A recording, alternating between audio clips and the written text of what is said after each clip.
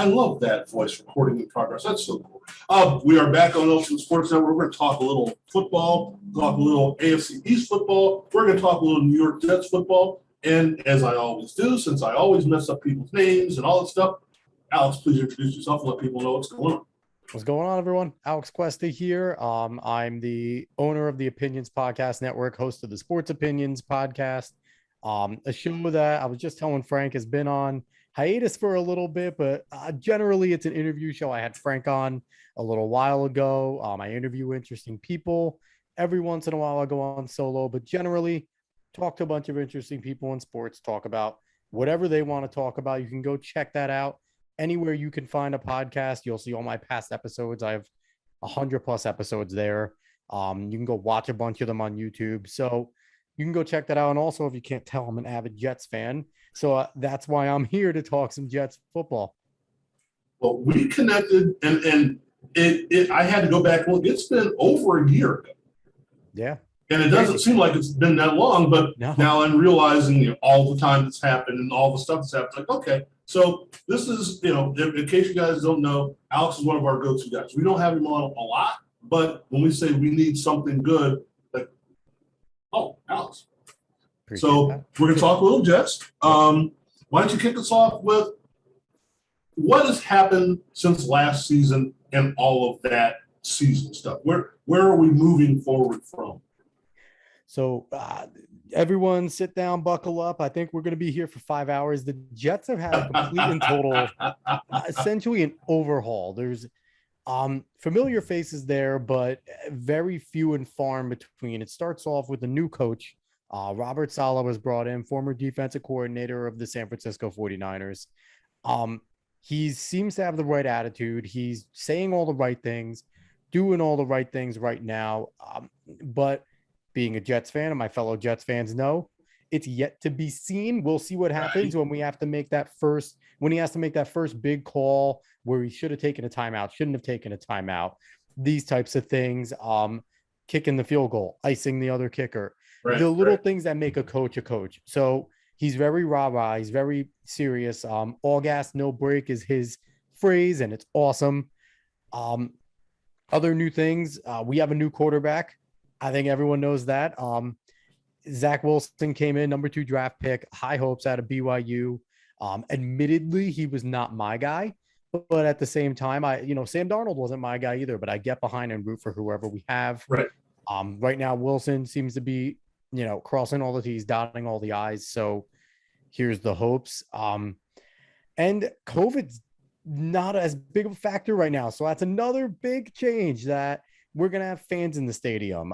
There's a lot more lax things. We have the Delta variant going around. The NFL is doing some stuff with that, but essentially the draft happened, free agency happened. And I think we can go a little more into that, I guess, in a little bit later, but the biggest changes right now, Saleh's in as the head coach. He brought in his staff, Zach Wilson, the quarterback. And those have been basically the 2 biggest stories of the Jets offseason.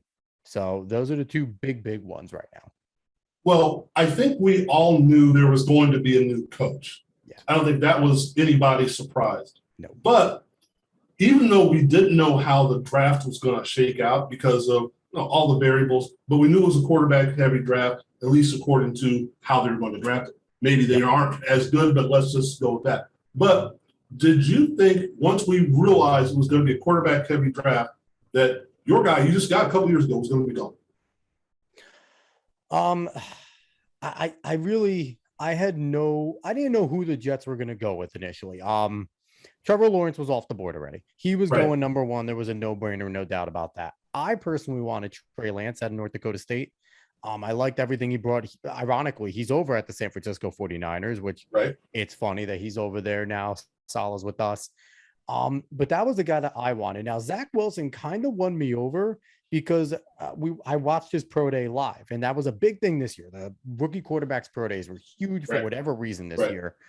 And I know he's wearing shorts. It's a, very structured thing. It's not, but he made one throw that I think everyone saw. It was all over Instagram and everything, running on his weak side, cross body, and just bombed it across the field. Yeah. Perfect throw, and just the wrist snap and the quick release. And I just looked at it and went, yeah, I'm okay if we draft him. So yeah, it was. I mean, going up to that day, I think everyone thought it was going to be Zach Wilson, but you never know with the draft. So yeah, it was good to see. He came out pumped. He slapped a bunch of Jets fans' hands, and that's exactly what I wanted to see. Well, I guess the question that I'm thinking of, you just invested in one guy, and he said we gave him very little time to prove it, or maybe he did prove that he didn't want. I don't know. And you said you didn't want him in the first place. When I saw him play at USC, I went, no. I saw the game against Ohio State and went, I don't know what anyone sees. Now, I didn't see much else of him in college, but I saw the game that Darnold played against Ohio State, and I don't know what the deal is. So, Yeah. But it seems kind of odd now. Saw the same thing with Josh Rosen. It used to be, you had 5, 6, 8 years to prove you could play quarterback for the team that drafted you. Yep. Jared Goff, he had his chance. They got to the Super Bowl. Boom, gone. Carson Wentz, you had your chance. You got gone. I mean, you don't. There was a stat that I saw, I think it was on ESPN, that of the quarterbacks drafted since, I want to say it was 2008, and after Matt Stafford left, I think there are only like 1 or 2 quarterbacks still on their original team. They've all moved, something like that. Big factor, I think, with that is Matt Stafford. I don't know. It wasn't Matt Stafford. It was one quarterback that got hurt everywhere he went. Bradford, and he was the last one to get the gigantic contract. And then they had a rookie wage scale, and I think that is a huge factor with how quick teams give up on these types of quarterbacks now. Because before Bradford had a ridiculous, Sam Bradford had an insane franchise level type money before anyone knew what he was going to be. And, he had talent off injured. That's that story. But now with the rookie wage scale, I think it is, you get 3 years out of a guy, 4 years, and that's enough to say, all right, we didn't invest that much money in him. Get him out of here. When it comes to Darnold, I always thought he had all the tools. He was just a turnover machine. I saw that at USC. I said it when we drafted him. Right. I was hoping I was get proven wrong, and I was not. Seems like he's struggling in Carolina right now. I feel bad because he said and did all the right things as a professional. Right. I like the guy. He just wasn't a good quarterback for the New York Jets. And because it is such a quarterback-centric league now, I don't think you can wait on that guy anymore. No. And you get in a guy like a Ryan Fitzpatrick. You know what you're going to get. An Andy Dalton. You may not get this, but you're not going to get this. So you say, well, we'll sink and swim with a Nick Foles if we have to, because at least we know what we're going to get. Teddy Bridgewater. Okay. What do you got? Well, we're going to get what we're going to get. So hopefully that ceiling is going to go up with Zach Wilson. Now, the question is, what does he have around him to make him better this year? Let's start offensive line. Yeah, so O-line is, so a weird thing just happened with the Jets and the O-line. Alex Lewis, he was on the physically unable to perform list. He's was projected to be a backup at guard. He just up and retired because he got hurt. So that kind of hurt the depth, but overall, we have a potential All-Pro, definitely Pro Bowl left tackle, Mekhi Becton. He's one of the best in the game. Drafted at left guard, Elijah Vera Tucker. So the left side of the New York Jets is as good as anybody else. Connor McGovern comes back at center. He's a veteran. You're just going to get a solid guy. Greg Van Roten's over there at right guard. I'm not sold on Greg Van Roten. He's older. He is very vulnerable there. And I'm concerned with that right guard. I'm concerned with the right side in general because there's a battle going on at right tackle between George Font, who is the incumbent starter, and then Morgan Moses, who the Jets brought in from the Washington football team. Thing is, Moses definitely has the inner line there because I think he has 96 straight starts or something like that. So he has the inside track, and him and Font are battling right now. But I think whoever wins there, the right side's weak. The right side is weak on that Jets line. So if you're looking at the protection, you're going to be looking at Zach Wilson probably leaning a little more towards his left, the running game going more towards the left. But from all indications, Wilson steps up into the pocket a lot. So that line just has to get solid. I think they can be a good unit, especially with McGovern, Van Roten, and Moses all being veterans on that right side. I think they could be serviceable. But like every rookie, we're going to have to run the football. So that's going to be the key play action, and LaFleur's West Coast style offense is very play action heavy. So it's get the ball out quick, plant your back foot and throw it, and then run the football. So the Jets are in a situation where I feel like the skill players behind that right side are going to have to help out that line as much as it's got to be symbiotic there. So I'm concerned with the right side. I love the left side. I think they're just going to run left. I don't think they're ever going to run right and hope that the right can pass block. Well, now we're looking at a West Coast kind of feel. Yep. Are we going tight end heavy or tight end light, fullback at all, that kind of thing to enhance the running game? So I don't know what type of tight end we're going to do. I don't know if they're going to be involved in the passing game because no one wants to catch the football. Right. They brought in Tyler Croft. He is mostly a blocking guy. He's from the Bills. We know him within the division as Jets fans and as the Jets. They know him very well. He's mostly a blocking guy that has made catches, but we have a blocker in Trayvon Wesco. Wesco is going to be there because he can also play that H-back fullback. I think he kind of converts to both. And then up before those two guys, technically on the depth chart, is Ryan Griffin, who was more of a blocking guy before he kind of burst on and caught some passes. Right. And Chris Herndon's a guy I think the Jets have to give up on. Not a good blocker, doesn't catch the ball consistently enough. Jets are in trouble at tight end. They're going to have a lot of blocking, but there's going to be very little receptions unless Wilson can do something there. He was known for using his tight ends at BYU in the red zone. So that's a comfort zone of his. So we'll see how that translates without having that talent there this time around. Well, just from what you said, what I've noticed, I think that position is going to be a block first, block second, block third position. And then we're going to look at our skill guys. So yes. on the outside, we've got a little bit going on there. Outside is one of the spots that I want to highlight because there's an absolute competition going on the outside. So 4 out of the, I guess, usually they carry around 6-7 receivers overall. 4 of them are locked right now. So you have Corey Davis brought in as a free agent from the Tennessee Titans. He's the de facto number 1 guy. You have Jamison Crowder, who comes back last year, leading wide receiver. Jets worked out to get him back for another year. Keelan Cole, who's a athletic freak. He's been had the dropsies a little in Jacksonville for a little bit, but he's freakishly athletic. He comes in. He's definitely one of the guys there.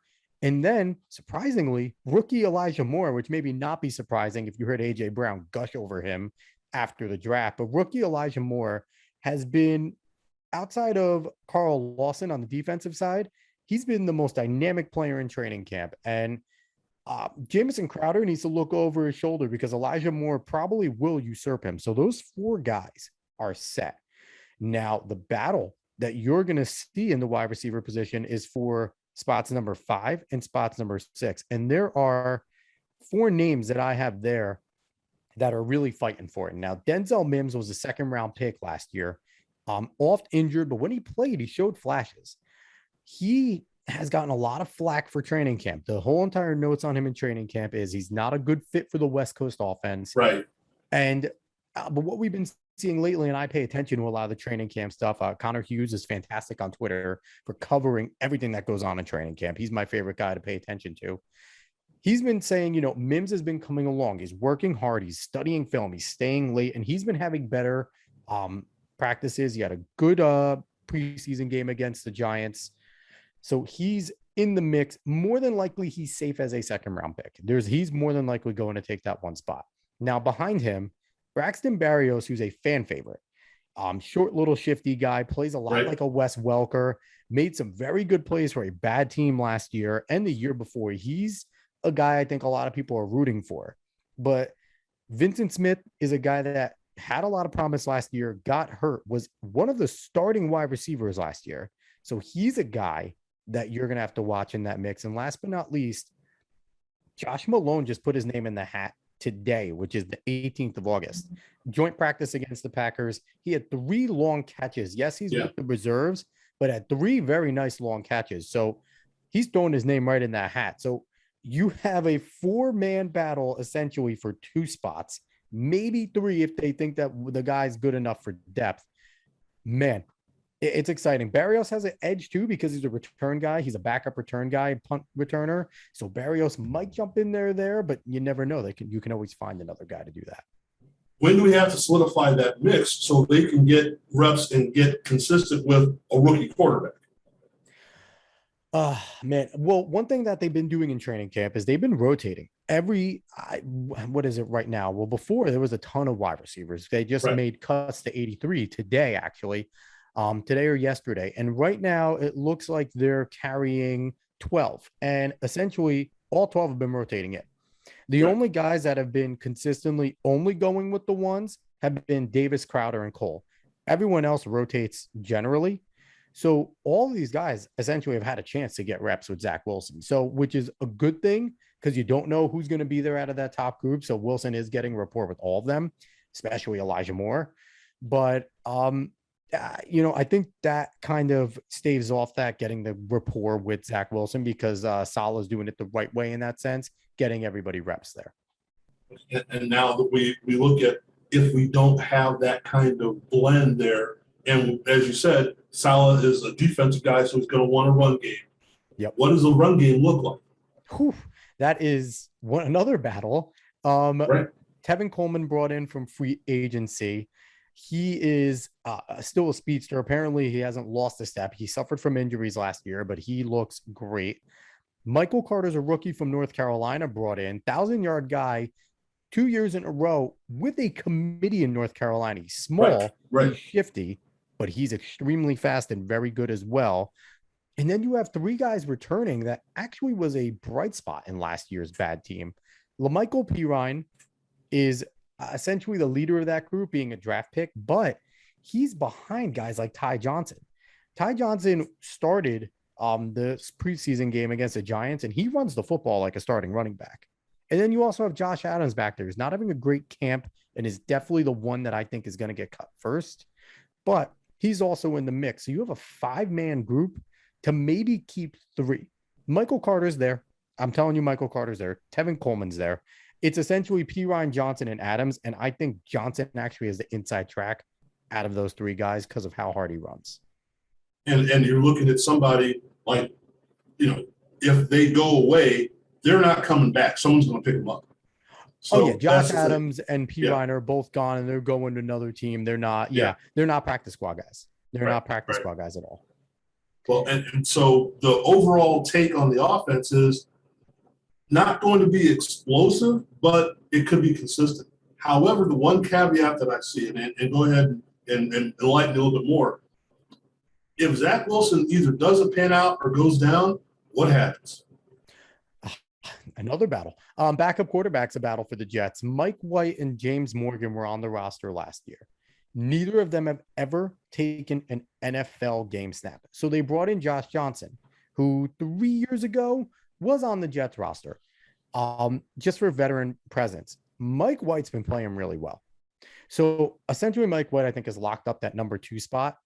And James Morgan is outplaying Josh Johnson. So I really think Saleh might go into the season with 3 quarterbacks that have never taken an NFL snap.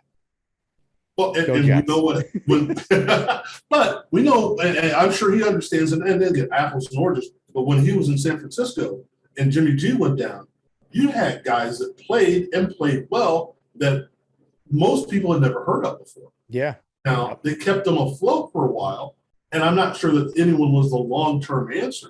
But if you're a betting guy and you're going to the betting, like, look at who the 49ers started, I'll bet against them, and it turned out okay. Yeah. So if this part of things, and this is where he shines, takes care of business, we don't have to worry about that. So let's look at the defense, where, again, I think that's why he was brought in, not just because he's a great rah-rah guy, but his defenses were pretty stout. Yeah, defense is the word in the Jets, and it seems to be, that's the Jets thing over the last 20 years now. At least the Jets defense has been their star because they haven't had a great quarterback. With that, again, the Jets are, I think, to sum up this offseason is position battles. They have a ton of position battles going on. Yeah. We'll cover those real quick.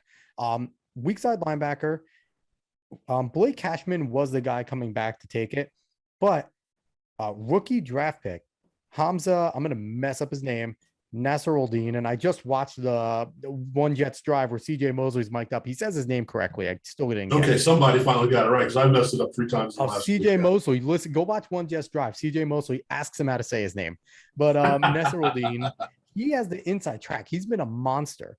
So Blake Cashman slotted as second, and Jamie and Sherwood is slotted as the backup strong side guy, but he has been outplaying Blake Cashman as well to potentially get rotation in on that weak side. So watch out for that. Nickel corner is really good. Javelin, I'm messing up his name. Javelin Gundry, I don't know how to say his name at all. Gindry. You're from New York and you can't say Gindry? Oh my goodness. English. Must have been a Mets fan. English is only my first language. Relax. Javelin Gidry, he is the starting guy currently, but draft pick Michael Carter III is pushing him, and Elijah Campbell is right behind him. So that battle right there is fantastic. And again, similar to what you said with the running backs, whoever gets cut is going to be on another team. The last battle, free safety, Ashton Davis and LaMarcus Joyner are in a war. Ashton Davis, second-year guy. He had to play a good amount last year. He's very versatile, but so is LaMarcus Joyner, who played corner as well as free safety and strong safety over in Vegas. It's going to be fun to see that. Now, bringing up something, I know we're going to go backwards here. Going with safety, Joyner and Ashton Davis might both be starters by the time the trade deadline comes around.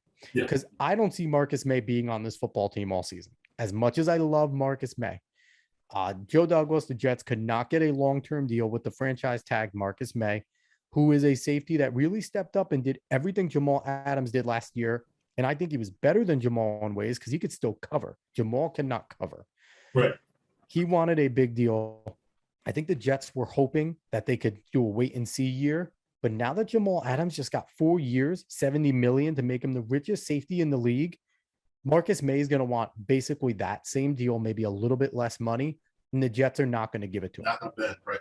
So I think LaMarcus Joyner and his versatility is going to come into play here, and I think they're going to feel comfortable getting rid of Marcus May because Joyner could come in and play that strong safety spot, and Ashton Davis will take the free safety. Now, does this weaken that whole entire secondary unit where we're relying on Brycey Hall and Bless Austin? You bet your ass it does.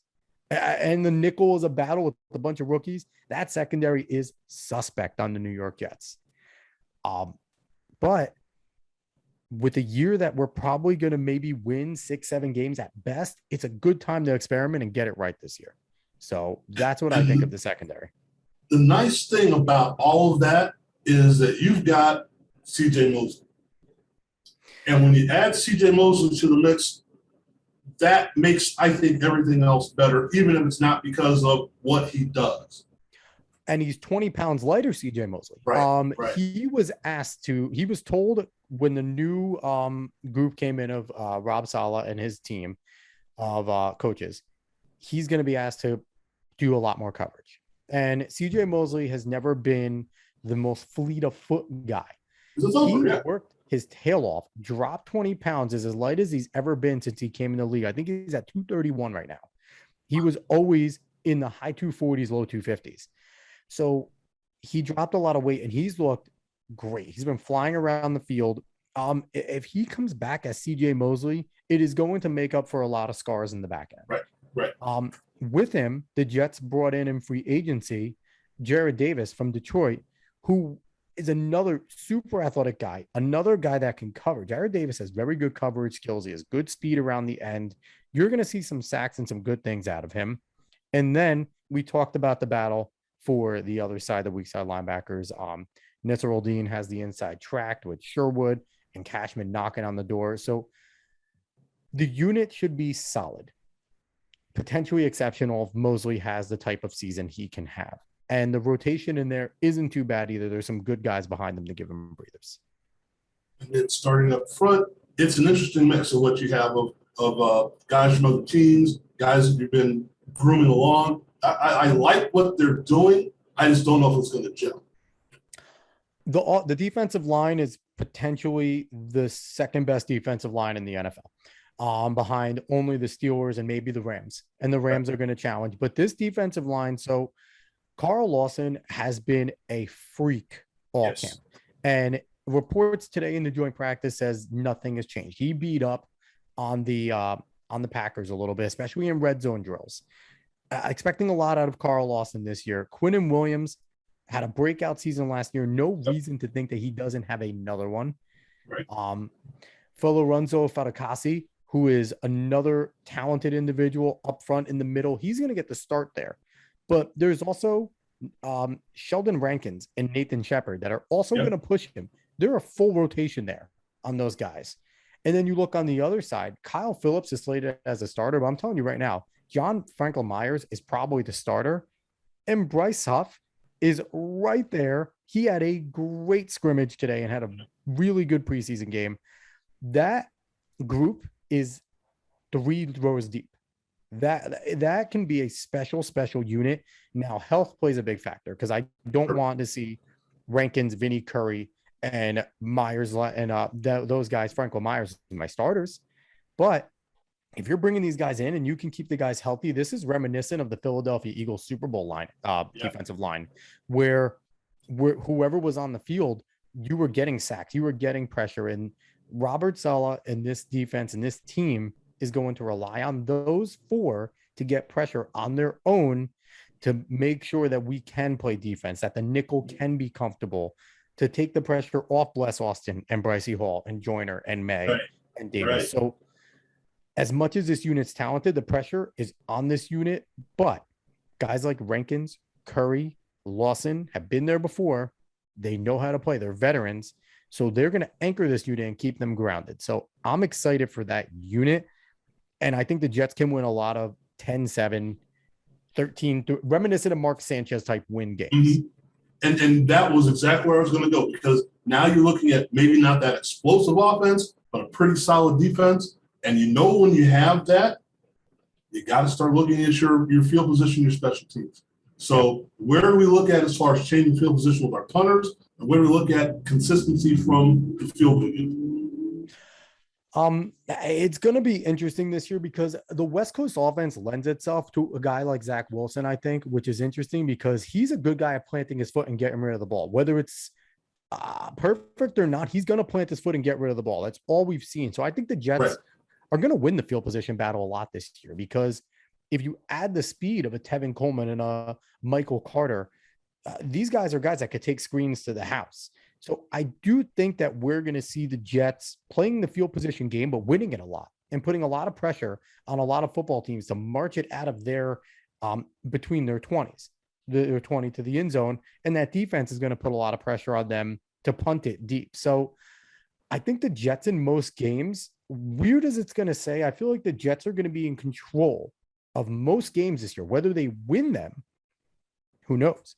But I think in terms of field position, with the way the Jets offense is designed, the way Zach Wilson plays in general, and there are weapons around them. This is the first time in years that I can say the wide receiving core is too deep, at least too deep. The biggest concern, like we talked about, is tight ends. And, you know, if we don't use them a lot, but they make some reliable catches, if Chris Herndon gets the hell out of New York, I'm cool with that.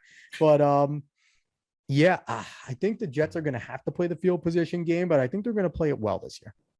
Okay. Yeah, and looking at the idea of where they fit in with the rest of the AFC East and the whole AFC, you know, you can't. I don't believe you can go shootout to shootout. You can't go to Buffalo and try and win the shootout. I really don't know what that Miami team is going to be, but I do know they're going to swing it a little bit. So I don't think you can go into that game expecting to go into shootout. And I really don't know what New England's going to be, but I still think that's going to be one of those. You're going to say it's going to be a Belichick defense, but they're trying so hard to make it more offensive minded.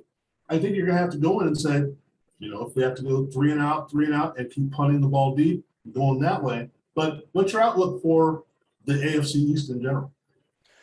Buffalo's the class. Buffalo is a Super Bowl, legitimate bona fide Super Bowl contender.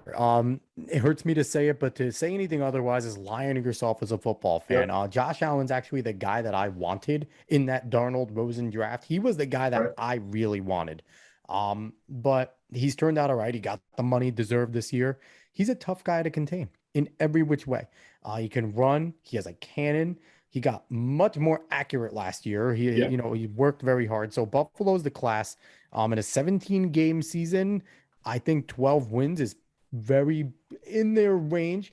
12-5, I think, is even asking. Maybe 13-4. I think they're a really good football team. The Bills up and down. I do think Miami is the second place team, whether it's Tua or not, I think that they have a good roster there. Miami is a good football team. They've put a lot around Tua. So if he has to succeed. We've seen some good reports out of him. We've seen that, his accuracy has been pretty good. Tua's always been an athletic guy. It's really just his strength. He doesn't have elite arm strength, so he's gonna have to make up for that with being accurate. I think they finished second. I think the Patriots are ahead of the Jets. I think the Jets would finish last in the division, unfortunately, but I don't think it's going to be a weak division. I don't think it's going to be Jets finish last with 3 wins division. I think it's Right. 6-5 wins, Patriots with 8 to 9 wins. Probably Miami right around that same thing, 8 to 10 wins. I think it's going to be a pretty good division. I just think that the Jets have too many. My concern with the Jets is we're relying on too many rookies. There's too much youth. There's too many question marks. There's good players, and then there's young guys that are going to make bad mistakes. We're going to see some blown coverages. We're going to see, Mekhi Becton or Vera Tucker get beat a few times, have bad games. We're going to have, these guys are rookies. They're young, second-year guys. They're going to have bad games.